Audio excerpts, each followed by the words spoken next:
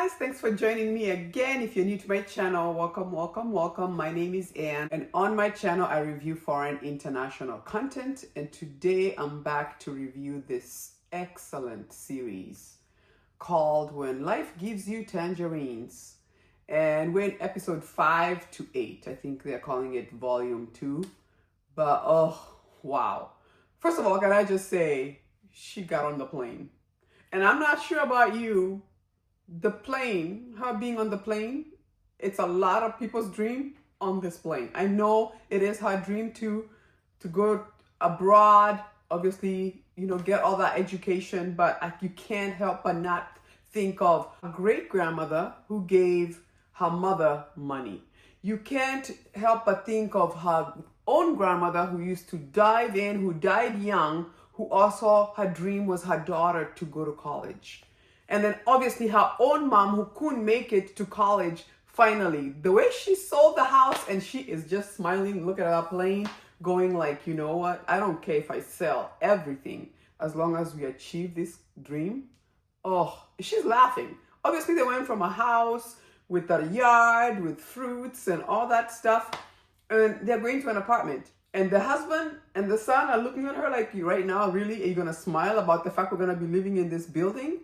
But the fact that she is like, yes, I sold my house. Oh my God, the money. The way she wrapped the money, that's why she is losing it. Like, almost like it's like she feels guilty for the fact that her parents are giving her all and all just to attain this dream. And oh my God, I just pray by episode 16 that she becomes everything that the whole family wanted, because oh my God, have they gone through a lot. Anyway, let's go back to episode 5. We saw how Asan goes to ask grandma for money. And the story that is told of her mother, before her mother died, her mother got sick and she knew she was dying, goes to her own mother, the grandmother, and says, look, my child is an optimist. She's always going to want to be the best, do the best. But one thing she's not good at, she may not ask for help. But if she does come to ask you for help, know in the fact that this is not natural for her.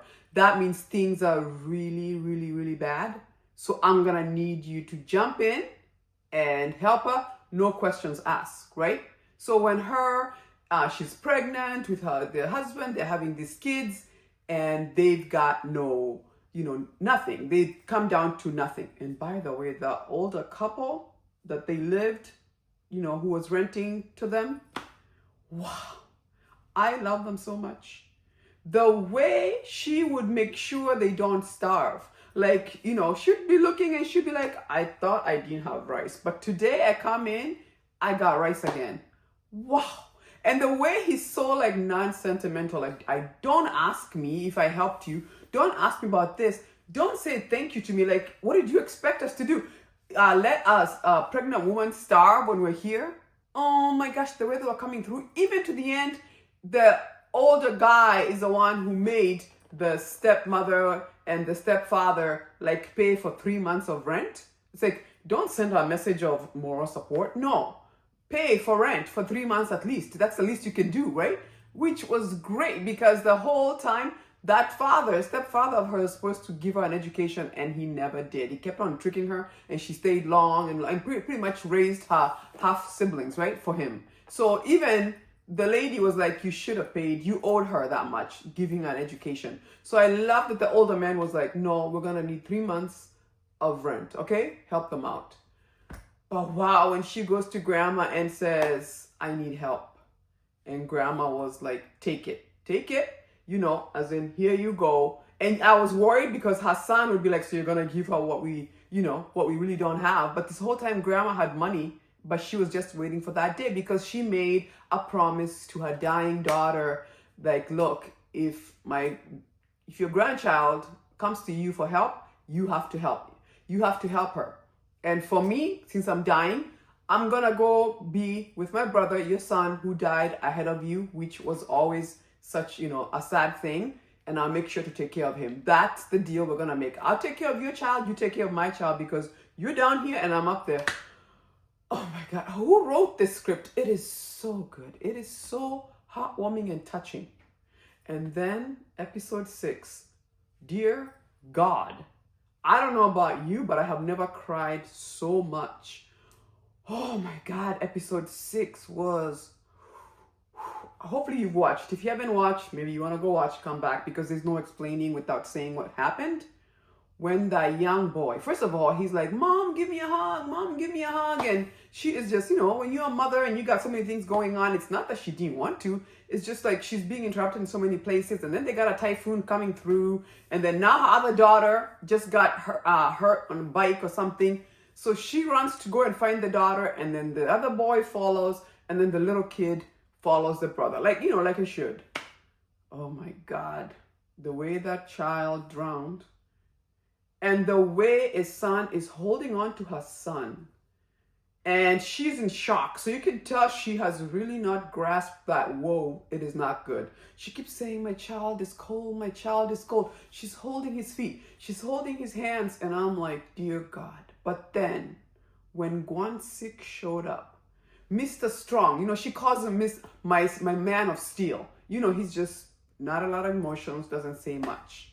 The way he hollered and cried, woo! I'm getting emotional just thinking about it. It was, oh, Jesus, it was crazy and so sad. So sad. And then how everybody blamed themselves. Now, the daughter who's doing really well in school doesn't want to tell the parents, like, look, I got an A, because it would be asking for too much, right? She even forgot to tell her dad that the school is asking for school fees. No, I can't bother them. Mom went into depression. She is laying there, does not want to do anything, okay? The son is also blaming himself because he was like, he followed me. I was supposed to watch him. Everybody is blaming themselves. Guan-Sik blaming himself because he went to build that wall with that crazy guy and he's thinking, I should have been home. Everybody is stuck in blaming themselves, but oh my God. The way the lady was like, we've got to move on because life goes on, right? I think it was actually, the episode was called Life Still Goes On. Life goes on. And then you know what? I think when you're watching the show, it looked like it was a long time of them mourning. It was only 3 days. It was only 3 days. I'm thinking, that was not even enough. They needed like months. But they had to move on because of their 2 other children. Like she actually says, both you and your brother saved us because we knew we had to keep going. Realized that we were neglecting you guys. But the way the village came through, because the mother finally, when she got out of depression from sleeping, is like, why are you eating that? Like, have you even eaten food before you go eating candy? I think it's that dalgona that they make. We know that from Squid Game. If you know, you know. And the way she's like, no, you have to eat food. And the boy is like, Mom, I've been eating food. I trust and believe I have eaten food. And she's thinking, where would you have gotten food to eat when I have not cooked?